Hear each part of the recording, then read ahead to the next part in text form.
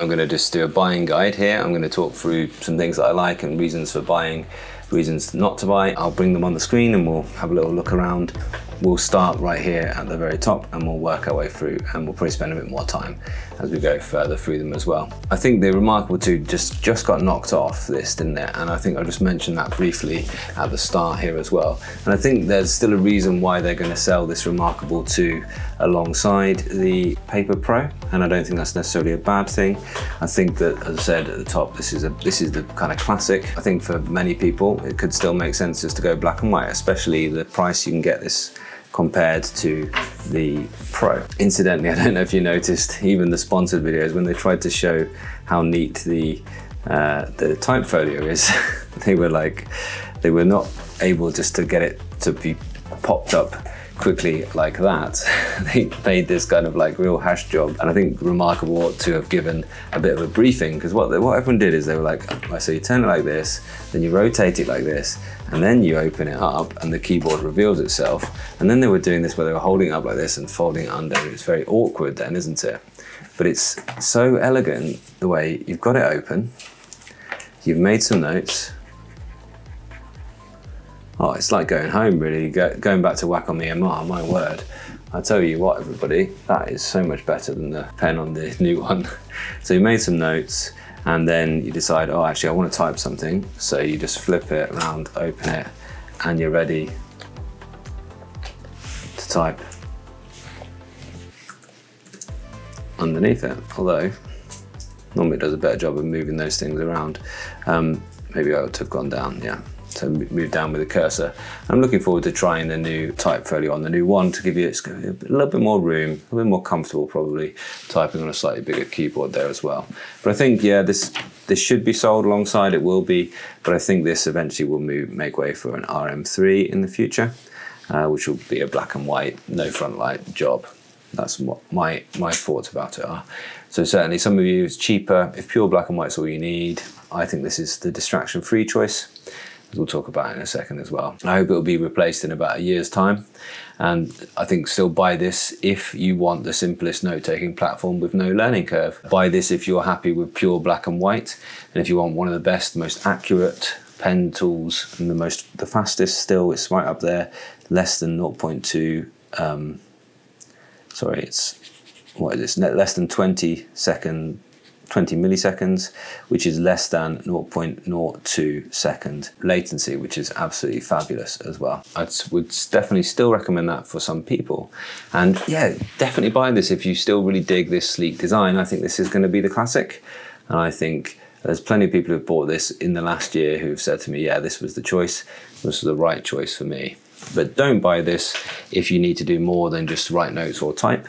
And don't buy this if you need to use your tablet in lower lighting conditions. If you want the latest screen technology, so it's got no front light and it's got the 227 pixels per inch older, lower contrast screen technology. Don't buy this if you have to have options. It's a very closed down ecosystem.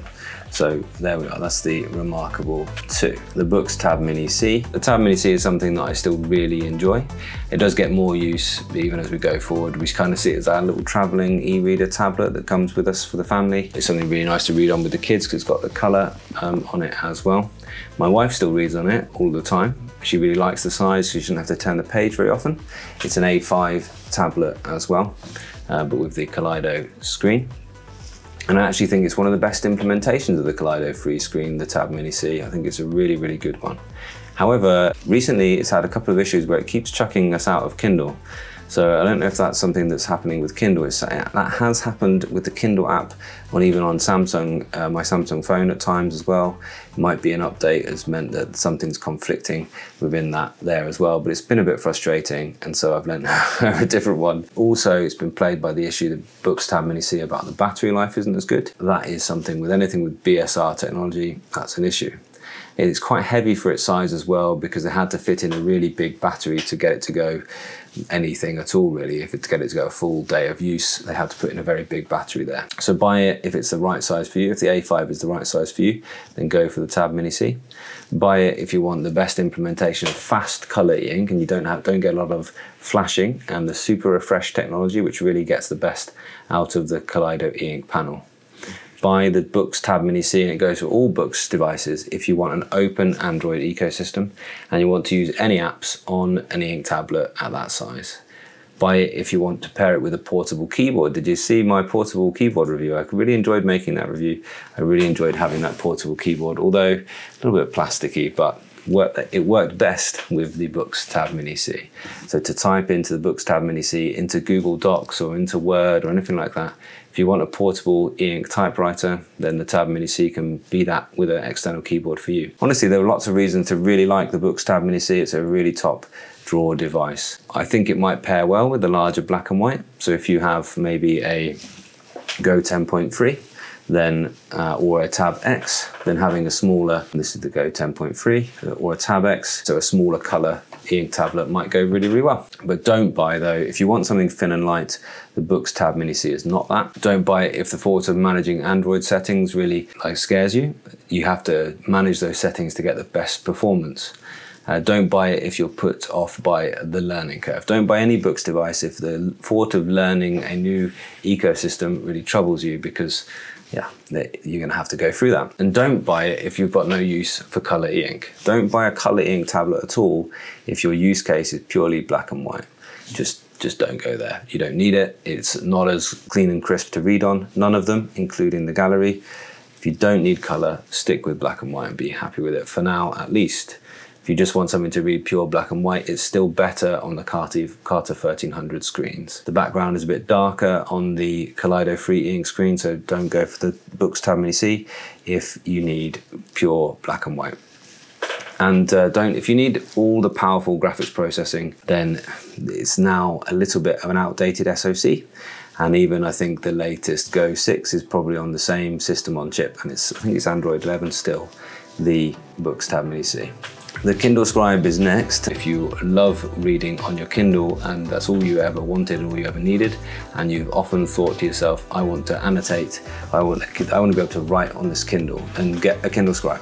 Get a Kindle Scribe if you want to test out the e-ink world and you don't want to spend the earth, because it's currently the cheapest way really to start with an e-ink tablet with a great Wacom EMR stylus. And you can get them refurbished for incredibly low prices, around about 200 quid for a refurbished one with the basic pen at the lowest storage, and you'll be rewarded. It's really great for drawing on as well. Buy it if you want to draw on it. Absolutely, yeah, you got to help me out, Julie. Any more great things about the Kindle Scribe? The battery is fabulous on it as well. It boots up in seconds, absolutely great. If you just want a large screen reader, and you're happy in the Kindle ecosystem, then buy that. But don't buy it if you want it to integrate with other apps. Sure, there's a send to Kindle Scribe from Word, but that's about it. Yeah, it does have great handwriting recognition, and you can also send them to these like live, what they called PDFs now, where you can actually copy out there as well. I think that's it. It's the upgrade from the smart pens of the world, the Rocketbooks of the world. It's the sort of entry level, and that's what Kindle, I'm glad they did. They brought in a e-ink tablet which is affordable, a bit more affordable for the masses, but you can't do anything like using Excel or any of the other things you might want to do. You can't go really on the web properly and download things. You can't sign into things, at least not very easily, although they did improve the browser. Eventually they got there with that. Let's look at the A6X2. This is the Supernote now. So this has been incredibly popular for good reason. It's a little bit smaller. This is my wife's device now, so I've got a sort of safe notebook here as well. It has excellent handwriting recognition, Supernote. And it is absolutely fabulous the way it works. I won't change too many of her settings. You've got really great brush tools. You've got a great drawing app as well. Absolutely brilliant. She's been using it as a note-taking at work for some time, and I made a video with her and she talks about her use case of it. She's a doctor. This is the device to buy if you prefer a pen on ink, a pen on paper feel, okay, because the accessories are so like premium pens. If you like premium stationery, buy the Supernote. It is the premium feeling device as well. If it matters to you, the writing feel above all else, then do this and go for this as well. I'm sure loads of people will tell you why they love their Supernote A6X2. It has, incidentally, this is a automatic handwriting note here. It didn't do very well with my scruffy Supernote A6X2 there as well. But it does have good automatic handwriting in the background as well. Buy this if you want the very best writing feel at this point. Buy this if you want the very best bespoke note-taking experience with lots of powerful features for professionals. So the to-do list, I won't go into her to-do list and show you at this point as well, but the calendar, the way that your reading notes go into a digest, loads of great things as well. Yeah, in fact, I think just about all of them, they're all very good for left-handed use because they simply just switch over the UI to the other side most of the time. So when you turn this on as a left-hander, then it just makes the actions happen on the other side, and it just switches what each bar does. For instance, this side's undo, isn't it? This side is a full refresh. Sorry, that side up is a full refresh. Look, you know, there's so it just switches those around as well. Reading is okay on it, I would say. You can read lots of different things. You can annotate them well. I think that you can have Kindle on it as well, and you can now side load any app that you want. If you just stick to reading apps, you'll be fine. I really wanted to answer this one briefly as well. Does it feel better than the Remarkable Paper Pro? Yes, it does. Absolutely, it does. This is the best handwriting feel. Full stop. Remarkable Paper Pro feels nice, but this is better. Full stop, hands down. For me, at least, the best. So, and the powerful kind of professional features, they've really considered what professionals use their devices for, and they've tried to give you just that elegantly. I think that's really good. Really like the new to-do list feature. Always like the star marks, and the standout feature is the table of contents feature. So you can turn all of these into titles. If I do one, you can turn that into a little title, into your own table of contents heading. And now I've got a sort of document tree that you can build out as you go. So it's like bullet journaling, but on digital paper. But don't buy it if you need access to the Google Play Store.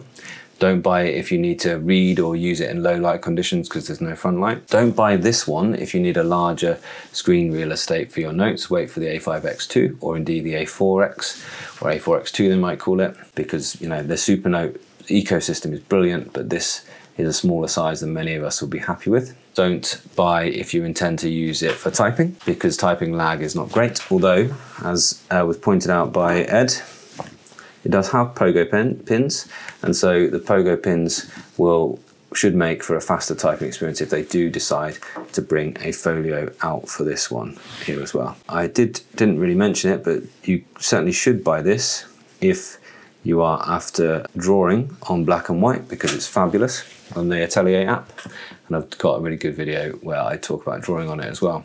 And don't buy it if you need an incredibly simple, easy to use, no learning curve tablet. Go for the Remarkable if you want just the purest, simplest note taking, because there is a bit of learning on there, and it's not always easy to get things set up at the first. And a lot of people, when I show them the things this can do, they're like, oh wow, I didn't know that existed. Sometimes a bit of a nuisance as well. So it's not the easiest one to pick up. It's great. It's not difficult to pick up, but it's not the very easiest. Buy this also, was mentioned, if you want repairability.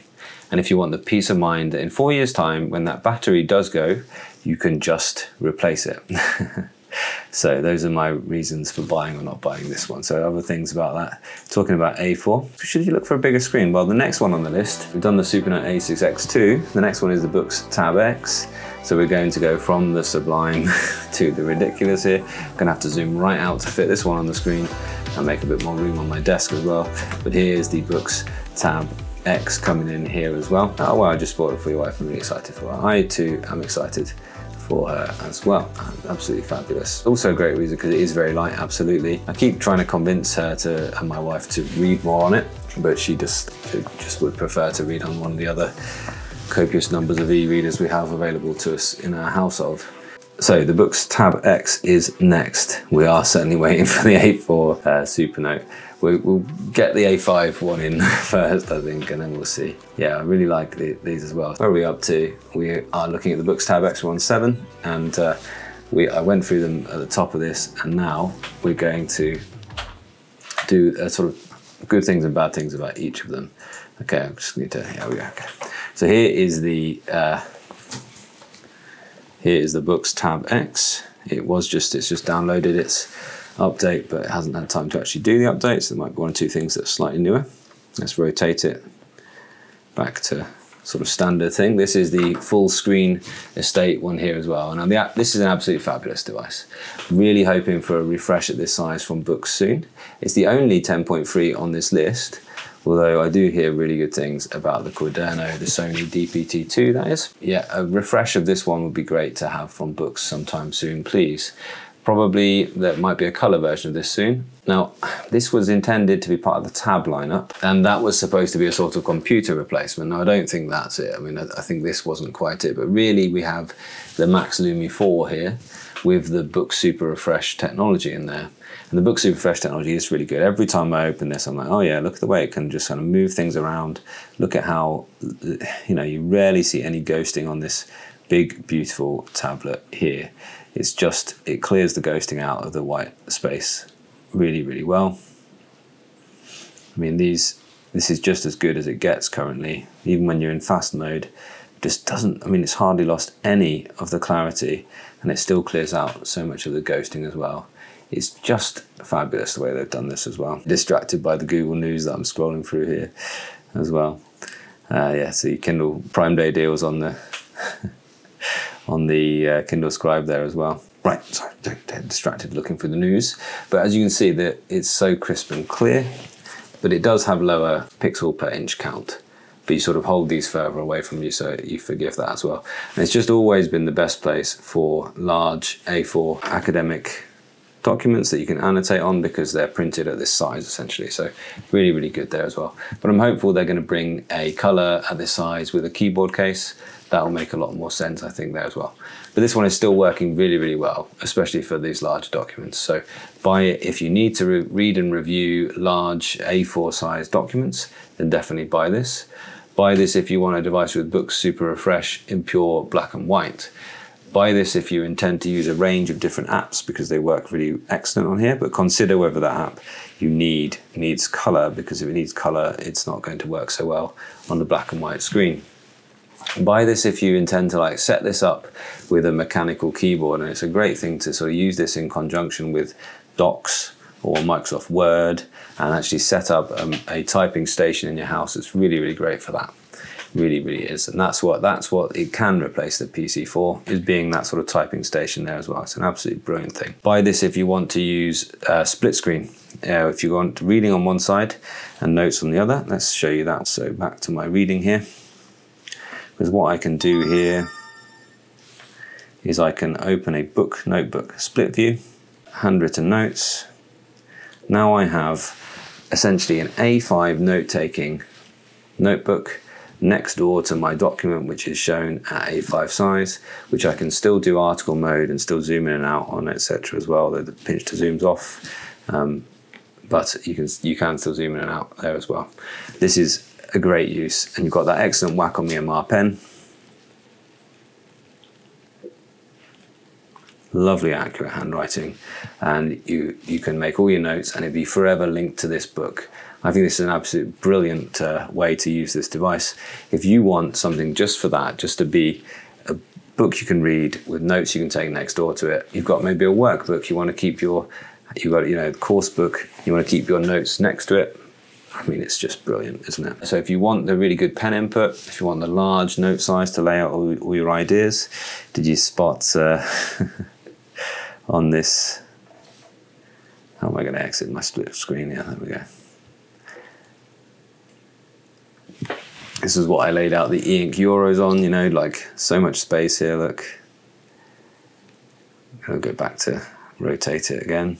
It does have auto rotate if you want to leave that on, but when you lay things flat, it doesn't work quite so well. And you can just fit so much stuff on the page, you know, it's really, really good there. Absolutely brilliant. So if you want lots and lots of room, then do that. So if you're studying, making notes about your professional literature, I think this is an absolutely brilliant thing to have. But obviously don't buy it if you want color. Don't buy it if it's too big. And don't buy it if you want the very best battery life, because it's about sort of a 3-day battery life, like most things with the BSR. Not bad, but not amazing. And don't buy this if sharpness is of absolute paramount importance to you. It's not the sharpest device. The larger panel means that you've got a little bit less resolution. It's about 200 pixels per inch on here. Although it's still way higher than having a HD screen, it is still a high resolution screen. It is not as high resolution in terms of the, you know, when you really get close to the text, you do start to see a little bit of pixelation. But there's certainly, you'd buy this and you wouldn't moan about that. But if you're looking for something that renders your handwriting, the most crisp handwriting that you could possibly do, this isn't it. Let's talk next on the list is the Bigme Inknote X. Unfortunately, I can't show you around much because I asked it to do an update and it's still doing that. So that's been quite a while. It's been about an hour. It's been sort of going through downloading and doing that. But yeah, this I talked about in the video for this, and you can go ahead and see my full reviews of any of these devices. I said this is the most important device for Bigme yet. And I think that's definitely right.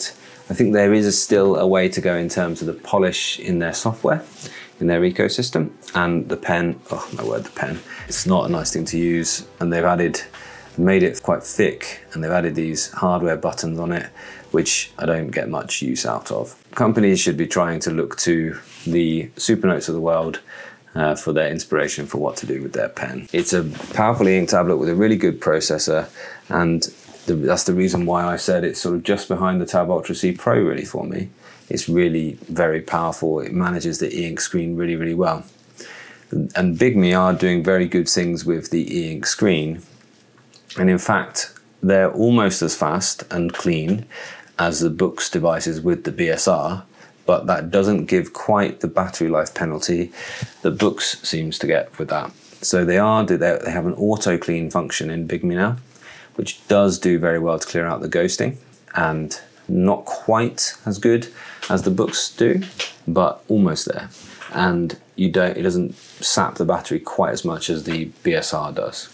So buy it if you're already in the Bigme ecosystem. You can stick there now. I think they're developing their software to the point where it's improving all the time, and it is fine, it's acceptable. If you're going to buy the Highbreak, for instance, the e-ink phone, or one of the other smaller Bigme ink tablets, buy this if you want front and back cameras on an e-ink device, because I think this really, apart from the other Inknote series and the smaller ones, is the only one really with a front and back camera. If that makes sense to you for some reason, then this is the one to buy. Buy it if you want a really good implementation of the Kaleido Free e-ink screen with enough power to churn through the productivity tasks. If you want loads of customizability, then you can buy this.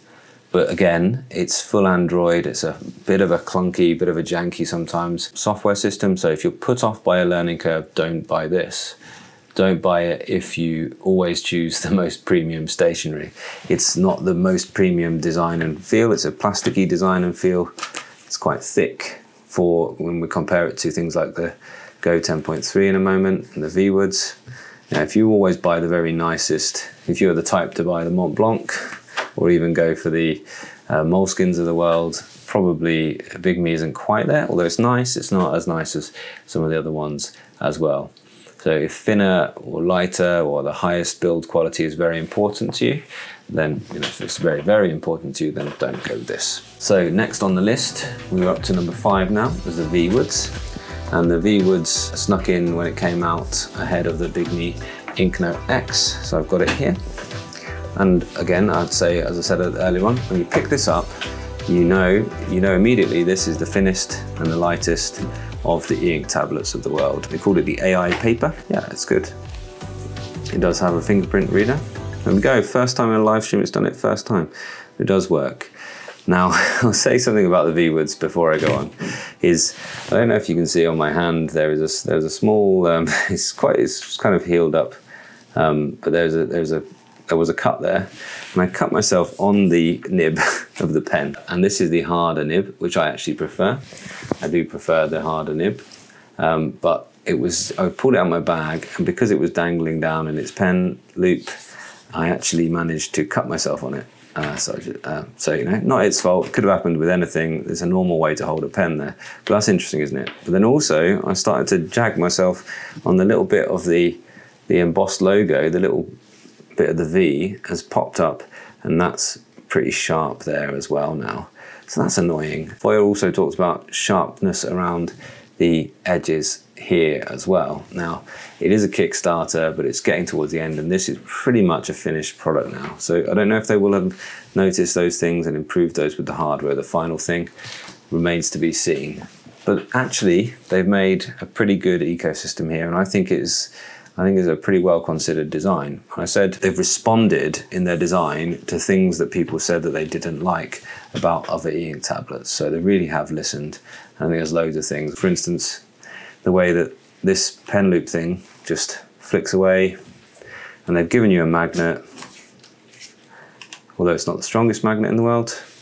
But then they've also said, right, okay, you might want that for temporary, just storing it while it's on your desk, but you also want, for when you put it in your bag, to have the pen loop there so the pen doesn't go missing. It's nicely securely in there now. So it's things like that really that I quite like. I really quite enjoy it. Honestly, it's gone well. I have daily driven it, and I've written most of what I'm going to say in the full review. I just haven't got around to producing it yet. Now, it's finishing its Kickstarter campaign pretty soon, although they're going to do late deals on it, but they will be available on its website soon. The price will go up somewhat. I'm not sure exactly what that price will be, but they've told me that you guys can have a coupon if at checkout you enter the coupon code KIT. Well, actually, they're going to give you $50 off, so you'll have no issues there, and I think that's quite good. That also is a affiliate deal as well. Incidentally, they're also offering a 100-day return policy, they've told me, so that's the same deal as Remarkable, so that's really good news. Now, the 100-day return policy is an absolute winner from Remarkable. I don't see why it shouldn't be here as well. So if you want to try this out and you're not sure, well, that's a great deal, isn't it? That's more than 3 months of working with it and deciding whether it's going to do the job for you. They're clearly quite far along in the development. Most things have been pretty positive really about it as well. It's a well-made tablet. It is the thinnest thing you can buy currently, 4.5 millimeters thick, which is pretty impressive to be able to do that. And it certainly is one of, if not the thinnest tablets that you can buy. And I really do, when I pick it up, I think, wow, it's remarkably thin and light. There's actually lots to like about the choice of nib. I like the clever thing they've done where they've hidden the nibs, the spare nibs in the side here. I think that's good. So buy it if you want the very latest Carter 1300 e-ink screen. That's the high contrast, low latency screen as well. It is really good. It's noticeable when you write on it how fast that response time is and how accurate the EMR is as well. Buy this if you want the shortest pen to ink screen distance on a full Android type of tablet. I think that shortest, we'll see if that shortest distance is going to be the A5X2, but this is certainly a very short e-ink to screen distance, or maybe the pen style might be short as well. It is lovely, it's a nice small gap there as well. Buy it if you want a nice handwriting experience, it's good. Buy it if you want super thin and ultra light, because it is the lightest and the thinnest you can buy. But don't buy it if you're put off by the idea that the software is still being developed and improved. And I like this point here. It sounds like a Boox with more risks. And I've been racking my brains about that one, Mihai. I really have. Is it worth the kind of risk of a Kickstarter? Well, we'll have to see, but I think they seem to be here. This is a good, strong entry into the e-ink tablet world. So I think this won't be the last we see of Viwoods, even if this one doesn't do massively well. So we will see. Do I think they'll come up with a color version? Not sure about that. I don't think they kind of need to at this point. I think what they need to do is they need to focus on making this one amazing. And I think that's going to be by making their AI features something to really behold. Because right now I'm not getting what it was promised. It does do the things that it said, although it's not doing any. I've never seen it once manage to do an AI title for my books. If I write title up here, it should now, when I come out of this, make that the title. And it has that. There we are, so it has now done it. So there we go. It has managed to actually make that the title.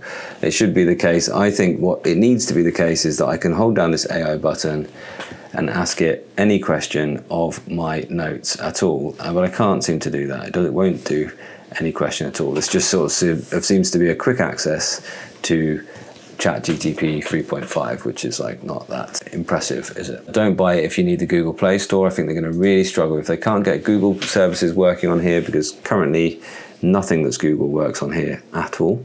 Yeah, you can't sign into any Google services at all. And don't buy it also if you need a front light. Cool, so that's the Viwoods. I think there's things to really like about that, but there's also things to be a little bit skeptical. But I don't think we need to be calling them out as a scam or anything like that, which was at the beginning, because they have a real device available on a real website now, not just a Kickstarter. It's ready to go. So next is the Remarkable Paper Pro, number 4. Now, you would have put your money on Remarkable going higher into this list than that, but I think, honestly, I just don't think that it's going to be their classic. There's some things to talk about, obviously, here as well.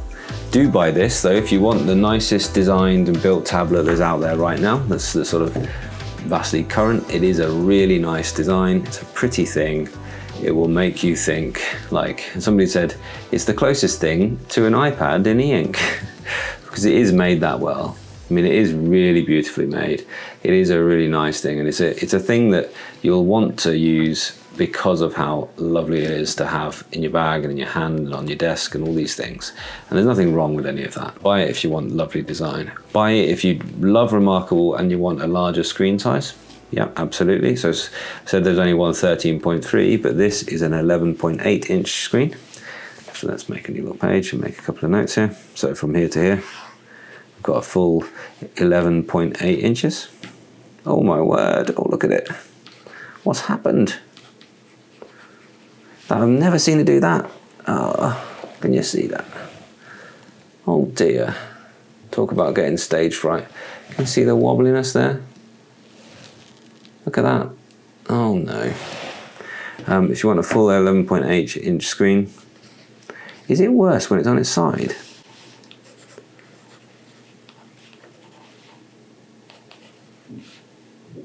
Is it worse? Oh my word. No. Let's go back to landscape. Let's go back to portrait, sorry. It's gone funny, hasn't it? The whole, is that coming through on the screen? Can you see the wobbliness there? Oh dear. So I'm going to turn it off and on and see if that sort of keeps going. I've not seen that in use before. Hopefully that sorts it out. But the larger screen size is really nice. Buy it if you want a pure and simple note-taking experience. You know, go for it with confidence. Don't buy it if you need colour. This is a funny one. So this one, I think personally, if you want a color device right now for note taking and for interacting with it, for doing anything apart from reading static or looking at static color images, I think you don't want this as being your color because of that flashing. And I personally think the flashing is not worth the trade-off for color for a note-taking tablet. And remember, that's what the Remarkable is supposed to be. It's supposed to be a distraction-free device. Let's see if it's sorted itself out. No. Is it the pen tool? Let's go back into... Yeah. Okay, that was, so it was a brush, wasn't it? Okay, no, it seems to be really wobbly in the brush tool for some reason.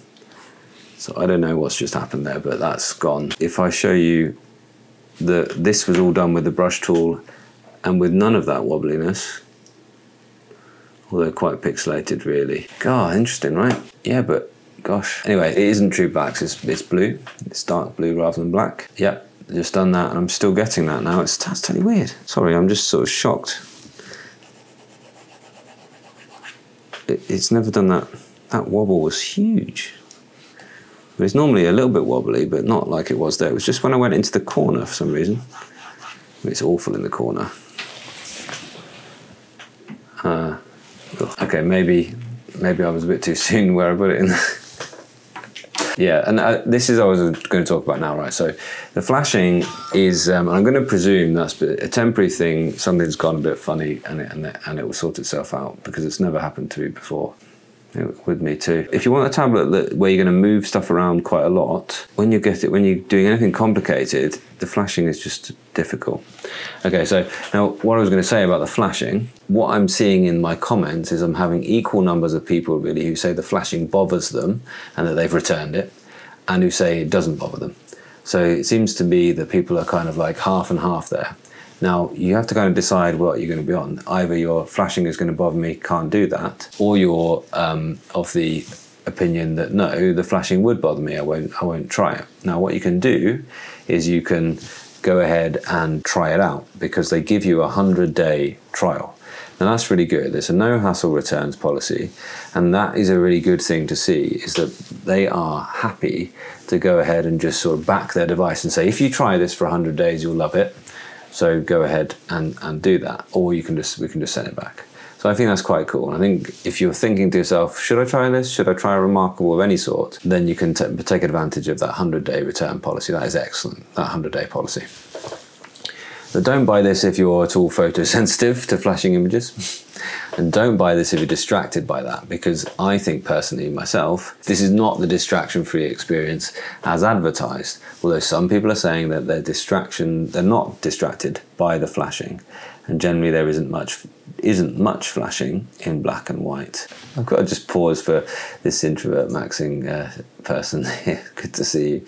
I've talked about that. I think that would be an absolutely amazing thing, and they could certainly do it with some of the screens that they have, the folding ink screens. And it's very flashy if you use the color for note taking. So all of a sudden you're saying to yourself, well, okay, I've got color on this tablet, but it flashes every time I use it for color. If I use any ink at all, if I use red. So for me, what it's going to be is like you write in, if you're using it as color, oh, red, I'll just ring stuff. I will just use it to sort of add some highlights to my notes. You know, I'm going to do some reading and I'm going to use my highlighter and I'm going to be using it, you know, and then when you turn the page, it doesn't have to refresh and flash everything, it just flashes these accents. But as I said before, like if they just give us that orange, that's not too bad, is it? A bit black and then it turns orange. Just leave it like that. Oh no, oh. So give me access to just orange.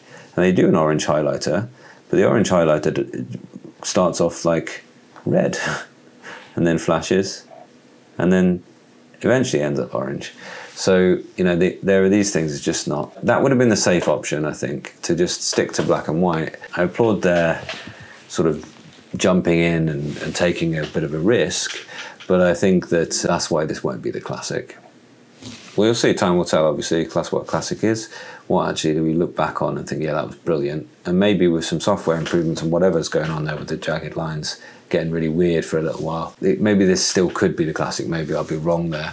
But I don't think it will be. And I think the Remarkable 3 will be an important device for them, because that will be going back to their kind of classic formula, really, and give you amazing battery life, give you great Wacom EMR pen tech.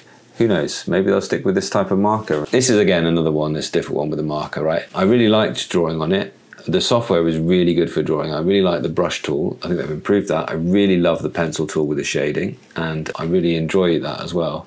But I do find that the marker tech is actually behind the Wacom EMR in terms of its accuracy, in terms of its rendition of straight lines and things like that.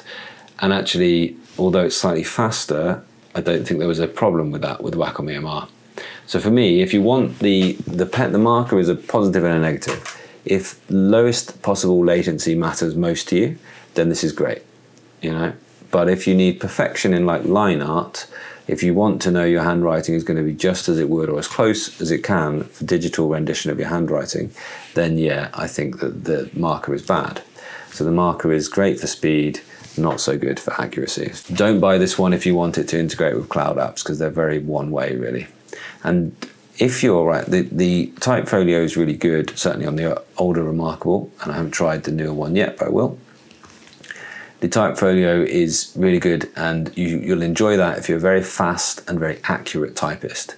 But if you rely on tools like that we've had in Word for a long time, like auto-complete, spell check, grammar check, or you need to manage fonts beyond admittedly, they've worked very hard on their font and their font looks nice. If you need actual word processing tools, rather than just being able to type in handwritten notes with no assistance whatsoever, then the Typefolio isn't for you if you need those tools. But if you're a fast, accurate typist and you want to type handwritten notes, then brilliant. It's a wonderful Typefolio they've got. And don't buy it if you want to work up a document to completion. And for me, what it's about, where flow is being able to work on one of these devices throughout. And that device for me, where I find flow, is the Tab Ultra C Pro. Excuse me while I reach behind where it's sat on the desk. Tab Ultra C Pro. This one is the device that you do want if you want to be a writer and work from maybe from voice recognition all the way through to the finished article in one document, and you want to do that on here with the ability to go into a Typefolio to do some editing or some changes with the Typefolio, because that's really for me where it goes with the ink. So my workflow would be work into Docs or into Otter or something like that with voice recognition, and then be able to in that same document make edits on this, and then be able to just share that same document with my final article with my editor, for example. So there's lots of wonderful ways from there. So this is the one that I would buy because I love the speed of it. It's the fastest and the clearest e-ink that I think is out there. I love having the badged work apps on here as well, and my own personal Word account, my own personal Docs account there as well. Now, it's absolutely brilliant, and the colour on here is fine. Sure, it's not a great colour as the Remarkable Paper Pro, and I should say, sorry, I think I did have it as a plus there.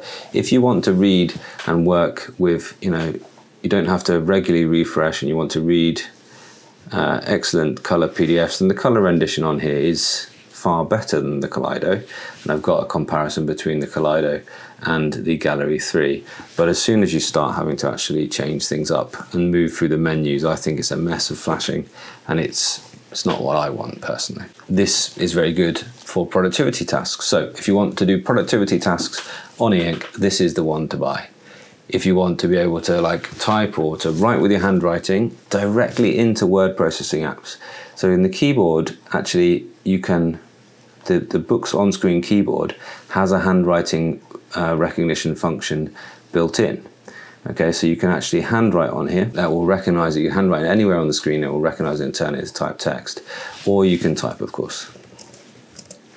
Now this is directly into a cloud file, which is going to be saved everywhere that I'm signed in. It's a cloud file that's going to be saved everywhere that I'm signed in, and it's absolutely brilliant. I think, personally though, the screen real estate is a bit too small for multitasking, and possibly waiting for something for Boox to come out in a 12-inch will be fabulous there, or 13.3-inch color as well would be absolutely brilliant.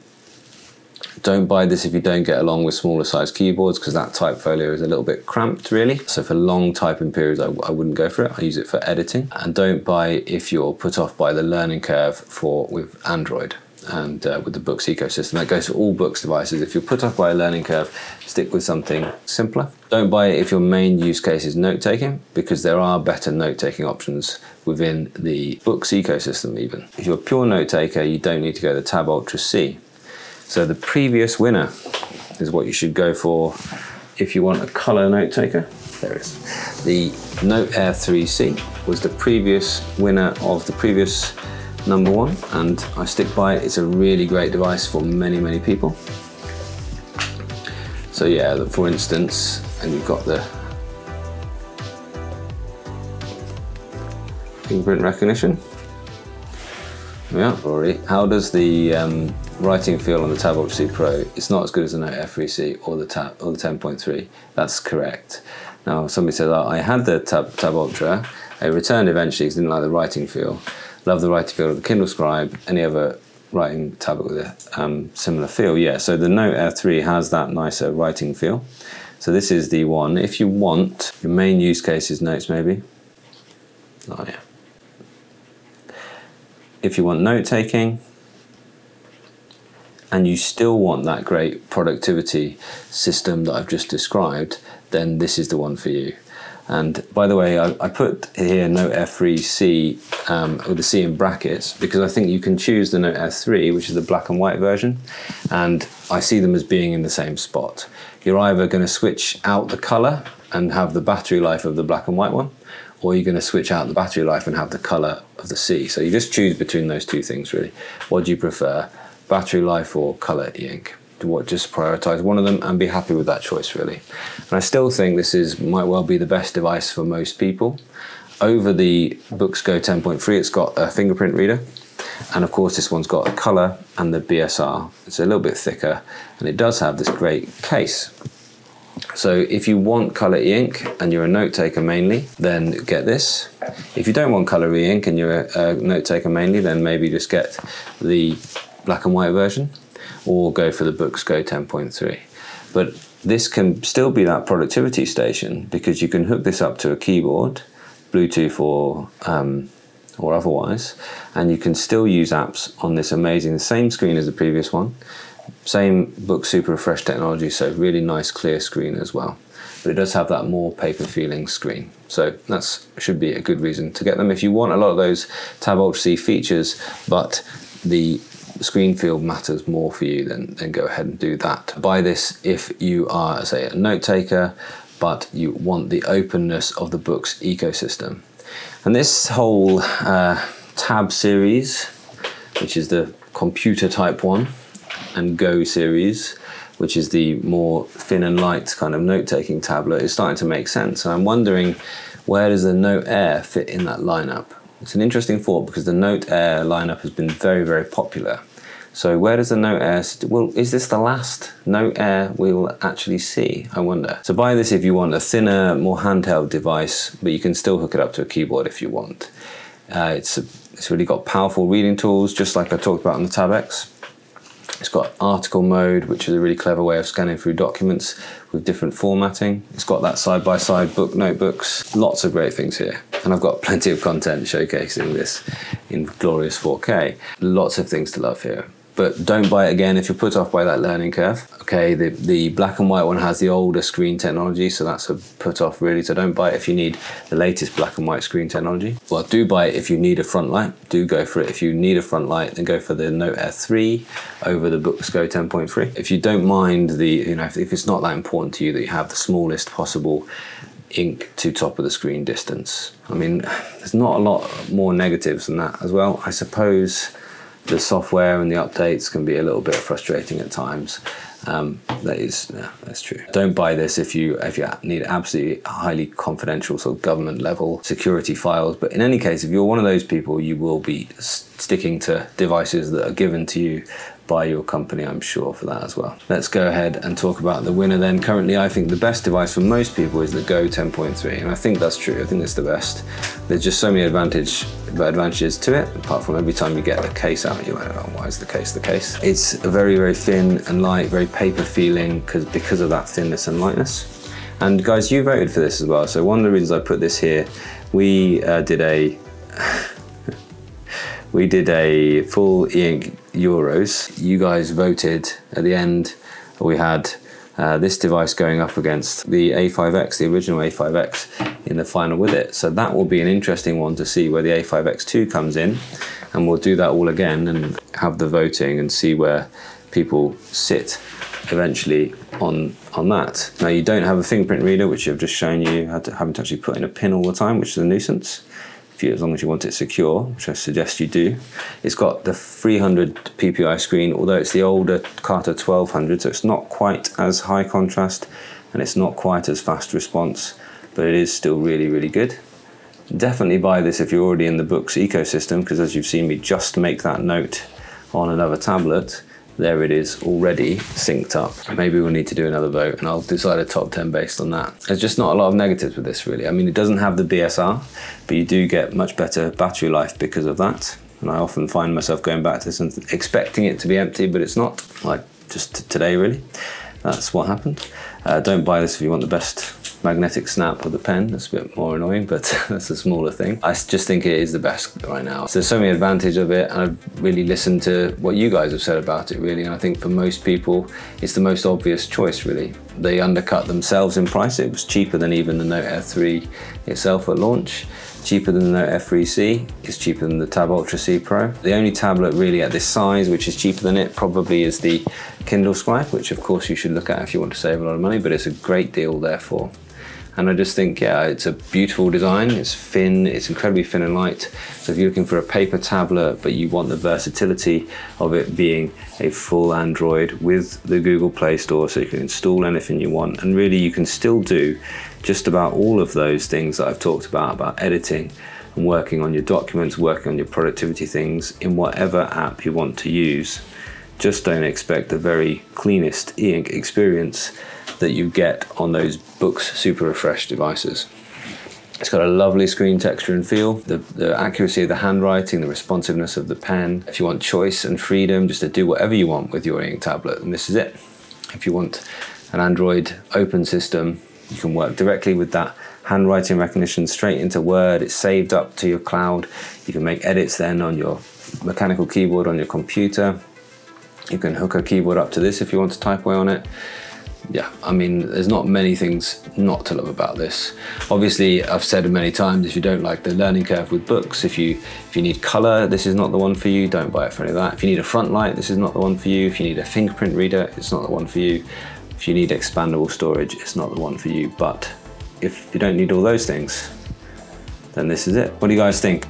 So what do you all think of that order? I think maybe I was a little bit harsh on the Nomad where I put that, but I think just because of its size, it probably does deserve to go there. Let me know in the comments, but remember, we are only talking about e-ink tablets here, so let's keep it nice. And go ahead and click through to my channel homepage and you'll find lots of in-depth content on all of these tablets here.